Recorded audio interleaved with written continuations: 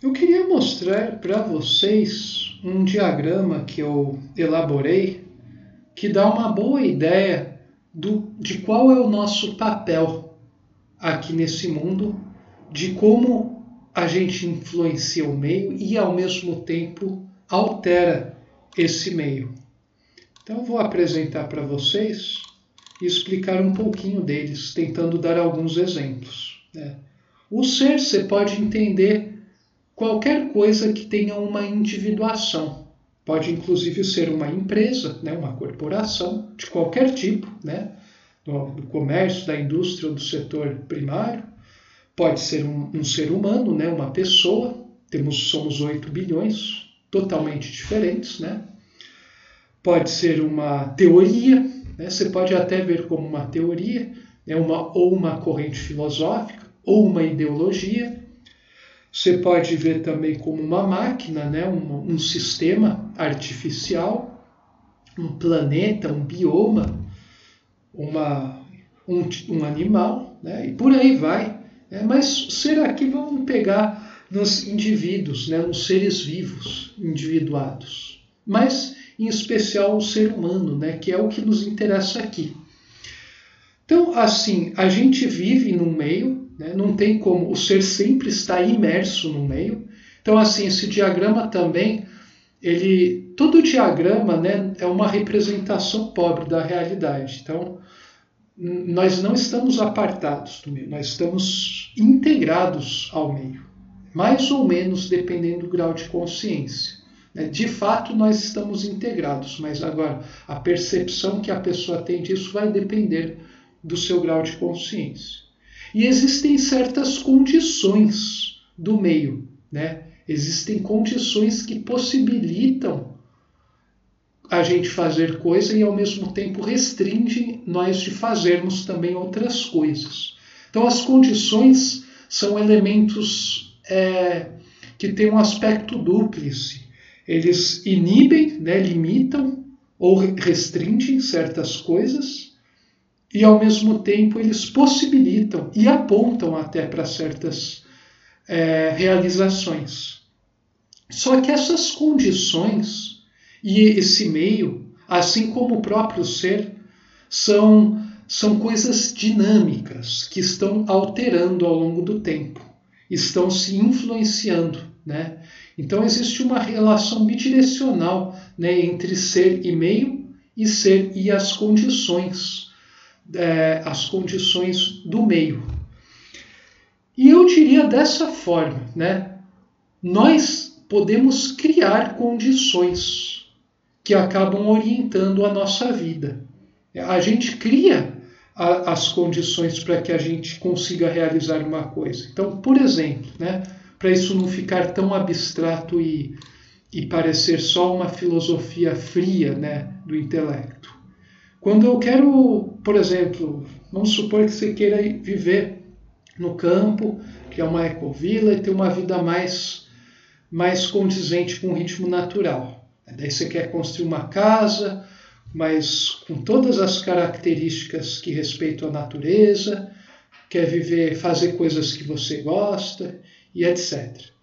Bom, no momento atual, você percebe às vezes que existe uma distância enorme, entre o que você está e o que você quer estar depois. Então você precisa começar a movimentar coisas para criar condições se você realmente quer ir nesse caminho. Então você tem que começar a ouvir pessoas que já fazem isso ou que estão caminhando em direção a isso. Você precisa começar a ler coisa, perguntar para as pessoas. Depois você precisa começar a juntar dinheiro. Se você é casado, tem filhos, convive com outros e quer compartilhar isso, você está ligado a outras pessoas profundamente, você precisa ter uma conversa para ver se é possível. Se for possível, você dá mais um passo.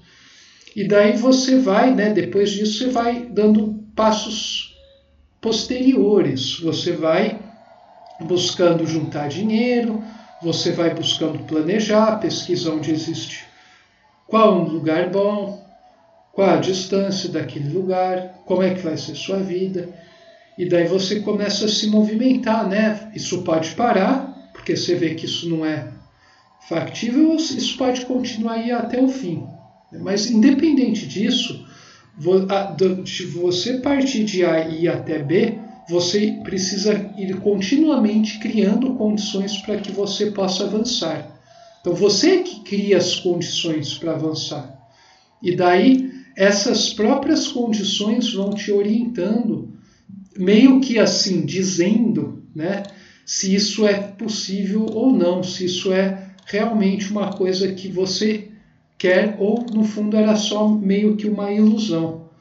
Então as condições, você pode ir mudando as condições e elas automaticamente vão te orientando e até balizando para que você atinja ou não esse objetivo.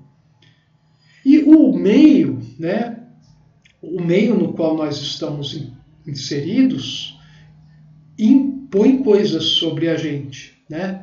Então, ele acaba moldando o nosso comportamento, ele muda o nosso ser. Se a pessoa deixa o meio influenciar totalmente o seu comportamento e ela reproduz o que o meio está lhe enviando, esse ser é apenas um objeto do meio. Quer dizer, ele não tem uma personalidade. Você nem pode dizer que o espírito, assim, o espírito está no ser, mas está totalmente adormecido. Né? O que na minha definição, né, oliviana, é um pecado. Né? Você está prostituindo o espírito, deixando ele totalmente adormecido. Quer dizer, as condições do meio vão determinar 100% tudo que você vai fazer na vida. Muito confortável para quem não quer ter responsabilidade pelos seus atos. Mas a gente sabe aqui, né, quem acompanhou e chegou até aqui, a gente sabe que isso é falso. Nós sabemos que somos espírito, com uma roupagem humana, né, em corpos humanos, que é compatível ao nosso grau atual de despertamento espiritual, com o nosso nível de consciência, com o nosso dinamismo interior. Mas a gente, então, sendo isso, nós temos condições de influenciar o meio. Quer dizer, essa influência do meio é algo que parte do nosso íntimo, é algo original, é algo que não veio do meio. O meio pode mudar a gente, fornecer estímulos para a gente despertar algo único em nós, para que a gente influencie o meio de uma maneira completamente nova, de tal modo que nós adicionamos novidades à forma de organização desse meio, inclusive às outras consciências, porque nesse meio aqui, lembrem-se, existem outros seres que também são dotados, né, seres humanos dotados de espírito. Melhor dizendo, espíritos na forma humana, né? Então esse meio também tem seres, né? Eu poderia colocar um monte de bolinhas de seres e colocar essas mesmas relações aqui, né, no meio. Então, só para vocês terem uma ideia, né, do quão profundo é o diagrama. Né? Esse diagrama não esgota todas as possibilidades. Então, nós influenciamos a vida de outras pessoas, assim como somos influenciados pela vida de outros, e a gente também muda, né? O meio muda, restringe nossas atuações através de condições, né? Só que as condições eu penso em algo mais como condições, algo metafísico, e o meio mais algo físico, mas o meio que estabelece barreiras, né? Delimita fronteiras que a gente não pode, tem que respeitar, mesmo que a gente queira fazer alguma coisa. Então, isso aí, né? Tudo isso aqui que eu estou mostrando diz respeito à nossa evolução como seres humanos, diz respeito à nossa trajetória de vida. E a vida é uma luta, como todos muito bem sabem. Quem quiser falar aqui, não, a vida eu não acho que é uma luta, né? Não, então, É verdade, né? Então você sente todos os dias, você acorda, é tudo perfeito, está tudo ótimo, você sente em paz. É verdade isso, né? Você não tem nada que se deixe desconfortável. Eu duvido que um ser humano esteja nesse patamar hoje em dia nesse planeta, né? Então a gente não pode falar que a vida não é luta, né? Talvez muitas pessoas não gostem da palavra luta, que, nossa, luta é muito... O cara lembra duas pessoas se digladiando com espada, né? Se agredindo. Mas a luta adquire várias formas. Lembremos aqui que a luta tem várias formas, como eu já muito bem disse em vídeos passados, e eu não vou ficar me repetindo. Então, a questão aqui é que sempre foi luta e continuará sendo luta até o fim, mas, porém, essa luta evolui. Por que a luta evolui, Oliva? Porque a luta é um fenômeno. A luta é algo individuado, né? O conceito de luta, o princípio da luta, né? Que tem a ver com o dualismo fenomênico universal, que gera o ritmo, que gera o contraponto, que é o que permite as coisas acontecerem. Então, a luta é um fenômeno, e todo fenômeno evolui na esteira do tempo, aqui neste universo. Evolui em sua forma, né? É a forma que evolui. A substância apenas vai, vamos dizer assim, despertando. Ou melhor, a substância, no fundo, ela é imutável, né? Só que o espírito, que é dotado de substância, ele vai despertando. E com isso fica evidente no nosso ser e no meio, né, que a gente participa, como uma integridade. O meio e o ser e as condições, elas vão evoluindo. Daí a gente está falando de evolução de forma. Então, a gente aprendeu aqui que a luta é um fenômeno e, portanto, a luta também evolui. A gente vai ver que também o egoísmo evolui. A gente vai ver várias coisas evoluindo. Nos últimos capítulos desse livro, eles adquirem um caráter tão emocionante que, para quem já está sintonizado com a coisa, é maravilhoso, né? A pessoa é até perigoso em certos sentidos, porque a pessoa perde o interesse por todas as restos das coisas que você vê por aí.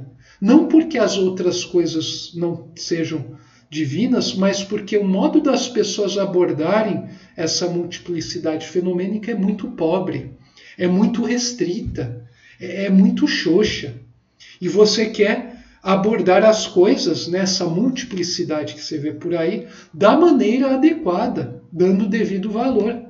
Coisa que as pessoas impedem, né? Elas montam grupos meio que de perseguição com arpão para quem está tentando exprimir as maravilhas da vida, né? É até estranho, né? As pessoas, se você vê a fundo, né, com o grau de profundidade que eu estou vendo, as pessoas são muito mais pró-morte do que pró-vida, o que, assim, é uma verdadeira aberração.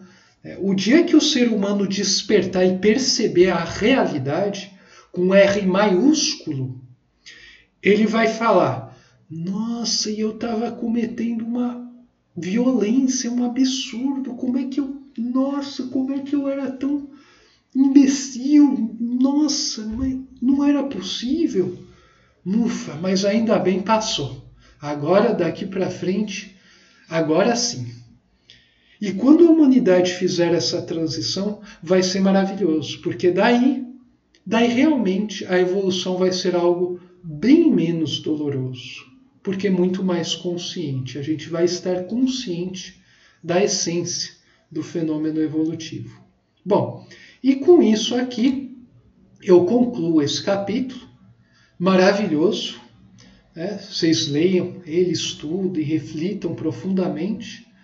E daí a gente vai continuar nessas, agora falando da sabedoria do psiquismo diretor, do qual a gente já comentou. A gente se vê lá. Saudações fraternas a todos vocês.